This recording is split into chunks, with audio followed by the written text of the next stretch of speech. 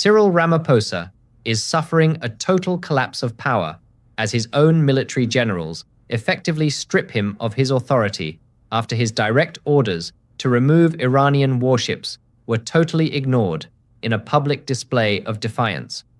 The president is now facing a humiliating defeat as the consequence of his weak leadership results in a state security apparatus that he can no longer control. If you are tired of seeing South Africa's laws ignored and want to see a government that actually takes charge, please hit the like button and subscribe to the channel right now. We are seeing a disaster in South Africa that no one expected. This week, the president of the country gave a clear and direct order. He told the South African National Defence Force, or the SANDF, to send away Iranian warships that had arrived for a naval exercise. He did this because the United States and other trading partners were watching very closely. South Africa's trade deals are at risk.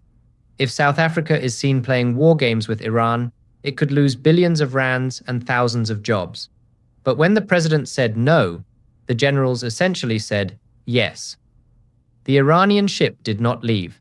It stayed exactly where it was and took part in the Will for Peace 2026 exercise.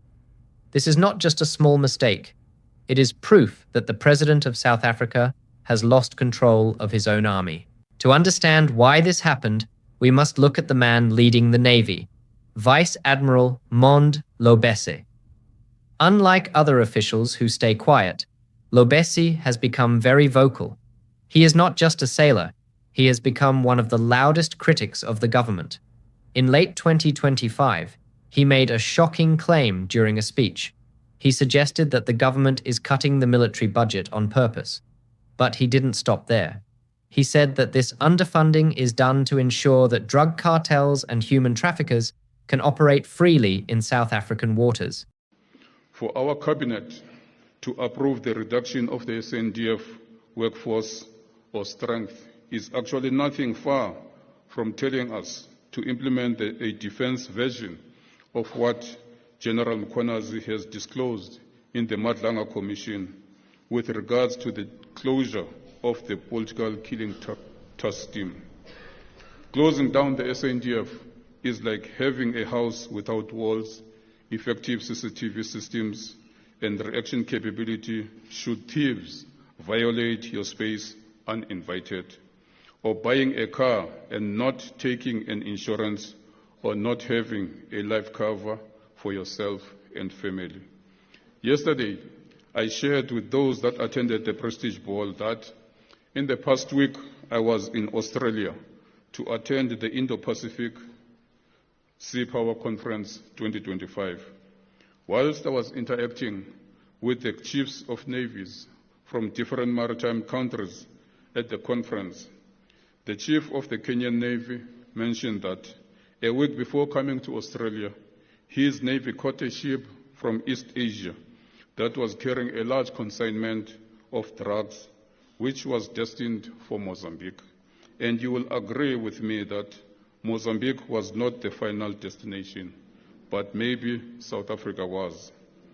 The Philippine chief also brought to my attention the fact that on a continuous basis, they arrest ships carrying drugs whose destination is Southern Africa.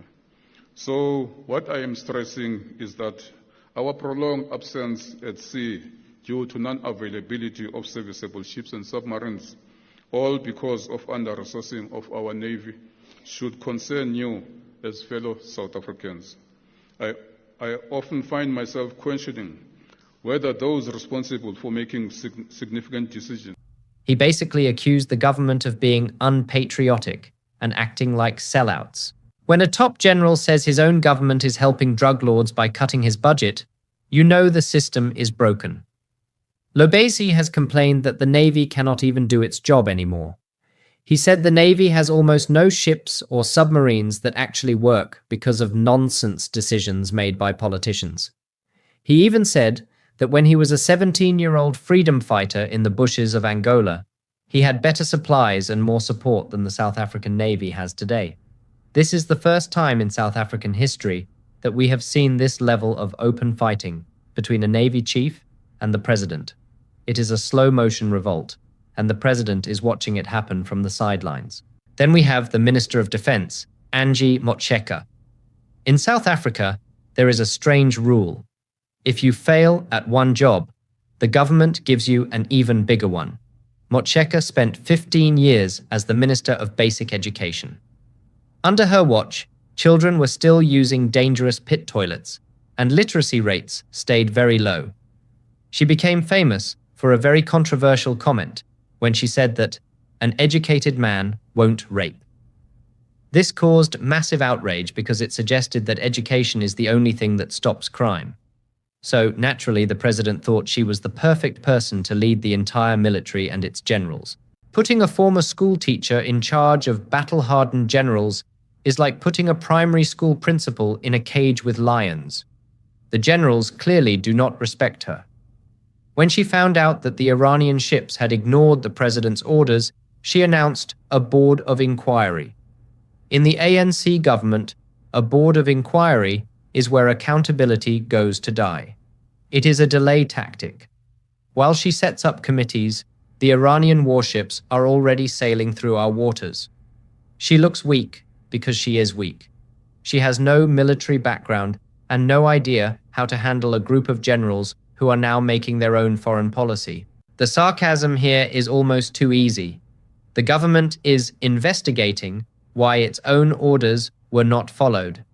This is like a father investigating why his kids did not clean their room while he was standing right there watching them ignore him. They know why the orders were ignored. They were ignored because nobody is afraid of Cyril Ramaphosa anymore. He is a leader who prefers to talk rather than take action. Everyone knows his power is fading, and the military has decided to follow its own path with countries like Russia and China. This is not the first time the CNDF has shown defiance. For years, the military has been doing its own thing. We saw this when the chief of the CNDF, General Mafwanya, went to Iran on an unauthorized visit last year.